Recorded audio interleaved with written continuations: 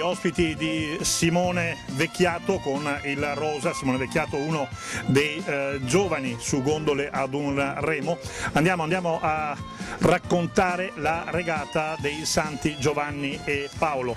Due regate, la prima regata con partenza alle 17:30 vedrà impegnati con il bianco Ennio e Alberto Busetto, con il canarin Pietro Meneghini Amedeo Damiano, con il viola Mauro Cecigliati Guglielmo Marzi, con il celeste Emanuele Folador Filippo Vedova, con il rosso Riccardo Salviato Gabriele Rizzo, con il verde Gianluca Vianello Nicola Busetto, con l'arancio Walter Visnadi Igor Rigona, con il rosa Riccardo Caenazzo Giacomo Marangona, con il marron Maurizio Molina Eugenio Zennaro. Fungono da riserva Michael Vendraminetto e Michele Brugnarotto. Ecco, questa è la regata a due remi, sui puparini a due remi, la prima regata alle 17:30, San Giovanni e Paolo che però è famosa per la regata dei giovani. La regata dei giovani, ricordiamo, anche in queste regate, anche oggi ci saranno le 4 bandiere, ci saranno le medaglie d'oro, ma l'importante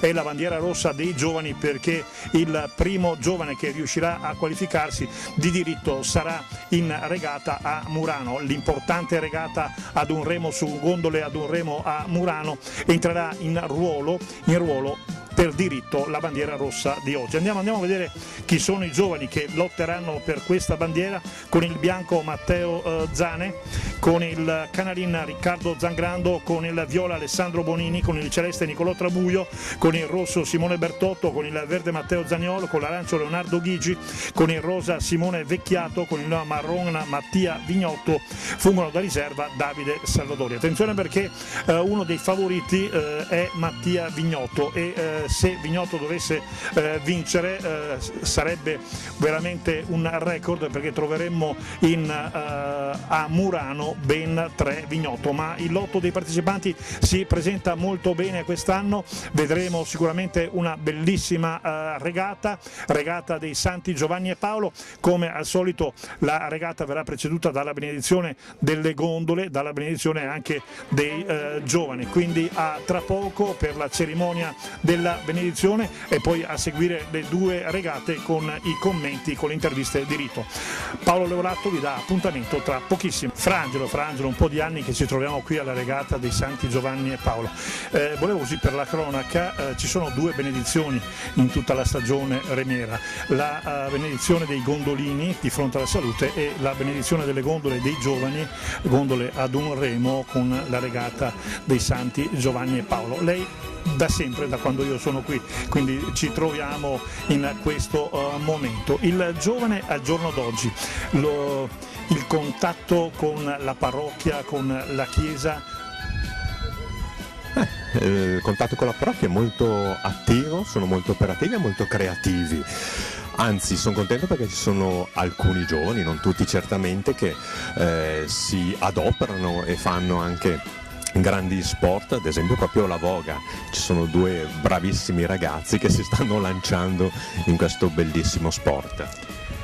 Ecco, io ho seguito un po' l'ultima cena, non l'ultima cena, quella famosa, ma la cena che avete organizzato qui in parrocchia, proprio invitando i parrocchiani, invitando chi voleva venire, e so che ha avuto un successo non tanto per il cibo, ma perché anche il cibo, ma anche il vino, ho saputo, anche il vino, ma perché proprio si ritorna alla comunità, si ritorna a parlarci, a incontrarsi. Sì, è stata una bellissima iniziativa che abbiamo aderito anche noi, nell'iniziativa organizzata dalla città di Venezia, Tutta mia la città, e per la prima volta anche la nostra comunità si è posta a questo desiderio di partecipare, quindi di andare in campo e di chiacchierare così, di passare una sera così piacevole, appunto, con tanto cibo, anzi ne è avanzato molto, e anche buon vino. Torniamo alla regata dei Santi Giovanni e Paolo. Tra poco andremo alla benedizione. Lei ogni anno dice una preghiera, ogni anno però racconta a questi giovani un pensiero. Sì, perché Mi sembra che la regata di San Giovanni di Paolo sia una delle più quasi antiche e questa preghiera praticamente viene recitata dai frati domenicani, dal sacerdote, dal parroco, da chi insomma ha questo onere della benedizione delle gondole da circa 45 anni e racconta un po' la storia anche della gloriosa Basilica di San Giovanni e Paolo, della Madonna della Pace, dei grandi condottieri che sono sepolti appunto in Basilica. Allora, intanto la ringraziamo per la sua presenza costante, come dice Papa Francesco, si ricordi di noi nelle sue preghiere. E voi ricordatemi di me, come dice Papa Francesco. Tra poco cominciano ad arrivare le gondole, arriva anche Giovanni Giusto con la consorte, quindi ci prepariamo per ascoltare la benedizione. Grazie. Grazie a voi, buona continuazione. Grazie. Direzione Sviluppo Promozione Città, Emanuele Nennoro con il consigliere comunale delegato del sindaco per le regate Giovanni Giusto. Andiamo alla benedizione con Leggo questa e elevo a Dio questa preghiera che dal dopoguerra viene proprio letta per questa regata, quindi come voi i vostri avi l'hanno ascoltata e hanno pregato Dio. Nel nome del Padre, del Figlio e dello Spirito Santo. O Dio che guidi la tua Chiesa, sii tu il nostro comandante e unico timoniere della nostra vita attraverso le tempeste del mondo. Tu che sei immensa maestà e infinita misericordia, sii sempre vicino a noi pellegrini e naviganti nel tempo e nello spazio. Sii tu la nostra guida e scorta. Nessuna avversità mai ci abbatta, nessun ostacolo ci arresti, perché la tua potente destra è con noi. Tu che vegli sulle sorti dell'uomo e dell'universo intero, preserva incolume e tieni lontano da questi giovani marinai che invocano la tua benedizione ogni avversità e ogni paura. Sia sempre prospero e sereno il loro navigare, sia gioiosa e piena di vera competizione la loro fatica per giungere felicemente al porto sospirato. Tua e nostra Madre Maria, che invochiamo con il titolo di Regina della Pace e Stella del Mattino, interceda per tutti noi e ci indichi sempre la rotta per giungere al tuo Figlio e nostro Signore. E per intercessione di Maria Stella del Mattino, dei Santi Giovanni e Paolo e del nostro primo patrono San Marco, la benedizione di Dio Onnipotente, Padre, Figlio e Spirito Santo, scenda su di voi, su queste gondole e con voi rimanga oggi e sempre. Maina!